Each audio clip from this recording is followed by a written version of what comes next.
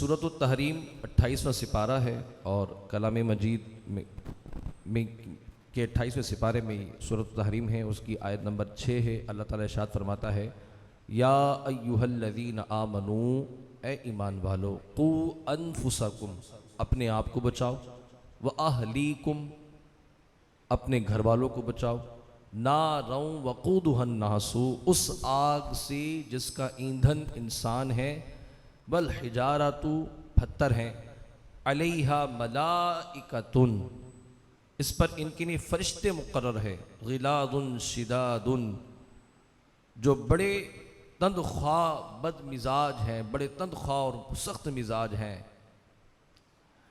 ला यासून अल्लाह मा अमरहुम, नाफरमानी नहीं करते अल्लाह की जिसका उन्हें वो हुक्म देता है। वो यफ़अलून मा युअमरून, वही करते हैं जिसका अल्लाह उन्हें हुक्म दे देता है। इस आयत करीमा में जो अल्लाह फरमाता है ना कि ए ईमान वालो, तुम भी बचो, और किसको बचाओ?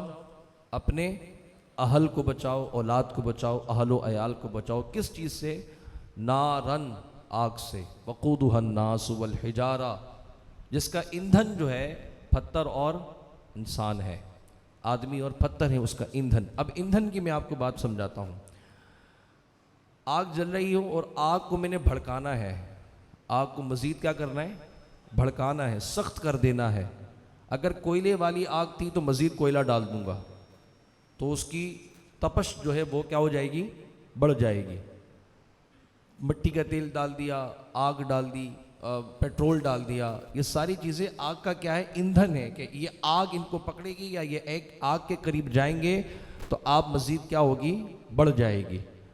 अब जहन्नम की आग के बारे में अल्लाह फरमाते हैं, इसका जो ईंधन है ना, इसका जो ईंधन है जो इसको बढ़ाते हैं, सख्त कर देते हैं, अल्लाह फरमाता है या तो इंसान है या फिर पत्थर है। पत्थर कौन? बुत की सूरत में, बुतों की सूरत में। इंसान को तो पता है कि नाफरमानी करेगा, कुफर की हालत में मरेगा तो जहन्नम में जाना है।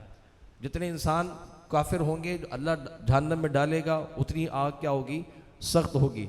पत्थरों से मुराद यह है कि जिन पत्थरों की मूर्तियां बनाई गई, जिन पत्थरों की देवियां बनाई गई, जिन पत्थरों की पूजा की गई, परस्तिश की गई, वो भी जहन्नम में जाएंगे। लेकिन इसलिए जाएंगे कि जो उनको पूजते थे उनको मजीद तकलीफ देने के लिए, मजीद सख्ती करने के लिए उन पर। हदीस पाक में आता है कि जिस बुत की जो परस्तिश करेगा, जिस बुत को जो मानेगा, जहन्नम के अंदर वो बुत उसके माथे से चिपका होगा। तो एक तो जहन्नम की आग भी, दूसरा वो पत्थर भी गर्म है और वो गर्म पत्थर उसके माथे से चिपका है। और जहन्नमियों के जो बदन होंगे, अब आप क्योंकि पेशानी तो इतनी सी होती है, पत्थर यहाँ चिपकेगा, तकलीफ क्या, उसको क्या महसूस होगा? नहीं, हदीस पाक में आता है कि जहन्नमियों के बदनों को अल्लाह बढ़ा देगा, बड़ा कर देगा, ताकि वो अज़ाब अलीम, अज़ाब मुबीन, अज़ाब अज़ीम जो कलिमात कुरान मजीद में आए हैं उनका मज़ा चख सकें। अब पूछा गया, या रसूल अल्लाह, उनके जिस्म कितने बड़े होंगे? आका अलैहिस्सलाम ने फरमाया कि सिर्फ जहन्नमी एक शख्स का जो दाढ़ होगा वो ओहद पहाड़ के बराबर होगा। इतने बड़े बड़े उनके जिस्म होंगे ताकि वो अल्लाह के अजाब को अच्छी तरीके से चख सकें, अल्लाह के अजाब, उसकी नाफरमानी के बारे में वो जान सकें कि रब्बे जुल जलाल की नाफरमानी करने का नतीजा क्या होता है। इसलिए अल्लाह फरमाता है कि अगर तुमने इससे बचना है, तुमने जहन्नम का ईंधन नहीं बनना और जहन्नम के अंदर नहीं जाना, तो तुमने अपने आप की फिक्र करनी है, अपने आप को बचाना है। ना सिर्फ अपने आप को बल्कि अपनी औलादों को, अपने अहलो अयाल को भी इससे बचाना है। तुम खुद भी नहीं जाओगे, न तुम्हारे अहलो अयाल इसमें जाएं। ईमान वाले की ये जिम्मेदारी है। अल्लाह ने इसलिए ईमान वालों का लफ्ज़ जिक्र किया, या अय्युहल्लज़ीना आमनू, ए ईमान वालो, क्योंकि ईमान ही अमन से बना है और अमन का माना सलामती है।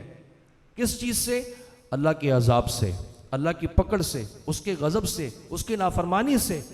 इससे सलामती होनी चाहिए और जब सलामती मिल जाती है तो ही वो अमन के दायरे में आता है और इसी से उसको मोमिन कहा जाता है और ईमान वाला कहा जाता है।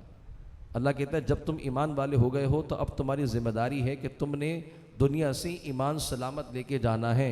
या अय्युहल्लज़ीना आमनू हक़्क़ तुक़ातिही वला तमूतुन्ना इल्ला व अंतुम मुस्लिमून, ऐ ईमान वालो, तुम्हारी जिम्मेदारी ये है, तुम्हारा हक ये है कि तुमने मरना नहीं है मगर इस हाल में कि तुम साहिब ईमान हो। दुनिया के अंदर अपनी ईमान की सलामती चाहनी है, ईमान की सलामती की फ़िक्र करनी है और उस बात को देखना है जिससे अल्लाह तबारक व तआला नाराज़ होता है, उससे बचना है। उस काम से बचना है जिससे अल्लाह नाराज़ होता है, ना सिर्फ खुद बल्कि अपने अहलो अयाल को भी इससे बचाना है। इस आयत की तफसीर के अंदर मुफस्सिरीन फरमाते हैं कि मोमिन शख्स की ज़िम्मेदारी यह है कि वो अल्लाह तबारक व तआला की हलाल करदा उमूर को समझे, उस पर अमल करे। हदीस पाक में नबी पाक अलैहिस्सलाम से पूछा, या रसूलल्लाह, अपने अहलो अयाल को, अपने बाल बच्चों को जहन्नम की आग से कैसे बचाएं? हुज़ूर अलैहिस्सलाम ने फरमाया, जो काम अल्लाह ने तुम्हें करने का हुक्म दिया है, जिस काम को अल्लाह ने तुम्हें करने का हुक्म दिया है, वो काम खुद भी करो, अपनी औलाद से भी करवाओ। और जिस काम से अल्लाह ने बचने का हुक्म दिया है, तुम खुद भी बचो, अपनी औलाद को भी बचाओ। ये आयत करीमा का मिस्ताक है, ये आयत करीमा का मकसद है कि हमने खुद भी अपने आप को बचाना है अल्लाह की पकड़ से, अल्लाह की नाफरमानी से। दूसरा, अपने अहलो औलाद, घर वालों को, बाल बच्चों को इसकी तालीम देकर उसको भी बचाना है। बशर्त यह है कि पहले मुझे तो पता हो, मुझे मालूम हो कि हलाल क्या है, हराम क्या है, तभी तो बचा पाऊँगा। मुझे खुद ही नहीं पता तो मैं आगे कैसे बचाऊँगा? और यही एक नतीजा है, यही एक मामला है कि जब हम अपनी फ़िक्र नहीं कर सकते तो अपनी औलाद की फ़िक्र क्या करेंगे? अपने बारे में नहीं समझ सकते तो अपनी औलाद के बारे में क्या समझेंगे? मुझे हलाल हराम की तमीज़ नहीं है, अपने बच्चे को क्या हलाल हराम में सिखाऊंगा? अपने बच्चे को बगावत की दहलीज पर पहले मैं ही तो चढ़ाता हूँ। बाप होने के नाते, माँ होने के नाते बगावत कौन सिखाता है बच्चों को? माँ बाप ही सिखा सकते हैं। नबी पाक अलैहिस्सलाम ने खुद फरमाया कि वालिदैन ही ईमान की तरफ ले जा सकते हैं और वालिदैन ही कुफर की जानिब ले जा सकते हैं। अव्वलीन जिम्मेदारी, अव्वलीन तरबियत माँ बाप की तरफ से होती है, तभी तो औलाद समझ सकती है कि सच क्या है, झूठ क्या है, हक क्या है, बातिल क्या है। माँ को नहीं पता होगा, बाप को नहीं पता होगा तो बच्चों को कैसे बता पाएंगे? तो पता ये लगा कि तरबियत औलाद में, औलाद की तरबियत करने में, अपने घर वालों को राह रास्त पर लाने में, घर वालों को इस्लाह की जानिब कामज़न करने के लिए सबसे पहले घर के बड़े ज़िम्मेदार को साहिब इस्लाह होना चाहिए, साहिब अमल व अखलाक होना चाहिए, साहिब किरदार होना चाहिए।